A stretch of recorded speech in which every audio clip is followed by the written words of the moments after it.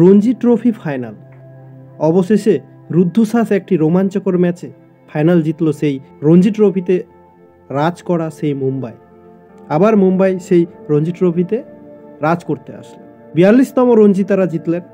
এটি নিয়ে 42তম রঞ্জি ট্রফি তারা নিজের ঘরে নিলেন। ঘরোয়া ক্রিকেটে তারা যে এত শক্তিশালী সেটা আজকে প্রমাণ হয়ে গেল। অজিঙ্ক্যের রাহানে উঠল সেই শিরোপা। রঞ্জি ট্রফির ফাইনালের ট্রফি সেটা অজিঙ্ক্য রাহানের হাতে উঠল। মুম্বাই ভার্সেস বিদর্ভ ম্যাচ ছিল রঞ্জি ট্রফি ফাইনাল, এবং বিদর্ভকে 169 রানে মুম্বাই হারিয়ে দেয়, পরাজিত করে।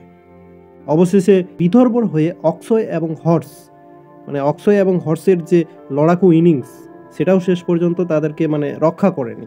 এত সুন্দর তারা খেলেছিলেন।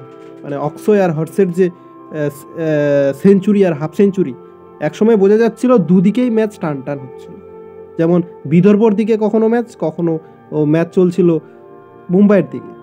দুদিক দিয়েই ম্যাচ উইনিংয়ের ব্যাপারটা কেউ বুঝতে পারেনি।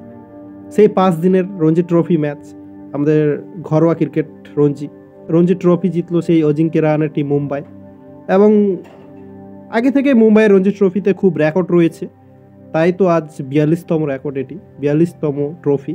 মুম্বাইয়ের প্লেয়াররা খুব ভালো খেলেন ক্রিকেট, তো এটা অনেকবার তারা প্রমাণ করেছেন, এবং মুম্বাই থেকে ভালো ভালো প্লেয়ার উঠে এসেছেন ইন্ডিয়া টিমে, সেটা আমরা সবাই দেখেছি।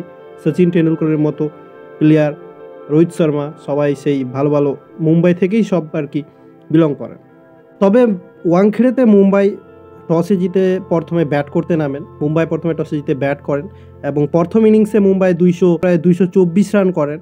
বিদর্ভ সেটি রান তাড়া করতে গিয়ে 105 রানে অল আউট হয়ে যায়। তো তখন বোঝা যায়নি যে ম্যাচটা কোন দিকে যাবে, তখন খুব ক্রিটিক্যাল সিচুয়েশন। তারপরেই যখন সেকেন্ড ইনিংস খেলতে আসেন সেকেন্ড ইনিংসে মুম্বাই রান করেন 418 রান করেন। তারপরেই বিদর্ভ আবার সেই দ্বিতীয় ইনিংসে আসেন, এবং রান তাড়া করতে গিয়ে সেই লক্ষ্যমাত্রা ক্রস করতে গিয়ে 368 রান তারা তোলেন, এবং অক্ষয় এবং হর্ষের হাফ এবং সেঞ্চুরি এবং হাফ সেঞ্চুরি নিয়ে 368 রান করেন। এবং সেই সময় বোঝা যাচ্ছিল এক সময় যে বিদর্ভ ম্যাচটি জিতে যাবে না, কেমন কি এরকম একটা ভয়ের আশঙ্কা আসছিল দুই দলেরই, যেভাবে খেলাটা হয়েছে। মুম্বাইয়ের হয়ে সবাই অনেকেই ভালোই পারফরমেন্স করেছেন, যেমন প্লেয়ার অফ দ্য টুর্নামেন্ট হয়েছেন তনুজ, মুম্বাইয়ের বলার, এবং প্লেয়ার অফ দ্য ম্যাচ হয়েছেন সেই মুশির খান, সরফরাজ খানের ভাই, প্লেয়ার অফ দ্য ম্যাচ হয়েছেন মুম্বাইয়ের দিক দিয়ে, মুম্বাইয়ের হয়ে। তো সবাই ভালোই খেলেছেন মোটামুটি, এবং বিদর্ভ শেষ পর্যন্ত রক্ষা হয়নি তাদের ম্যাচ জেতা। বিদর্ভও ভালো খেলেছিল, কিন্তু শেষ পর্যন্ত নিজেদেরকে রক্ষা করতে পারেননি তারা। অতিরিক্ত চেষ্টা করেছেন, কিন্তু সেটা কাজে লাগেনি।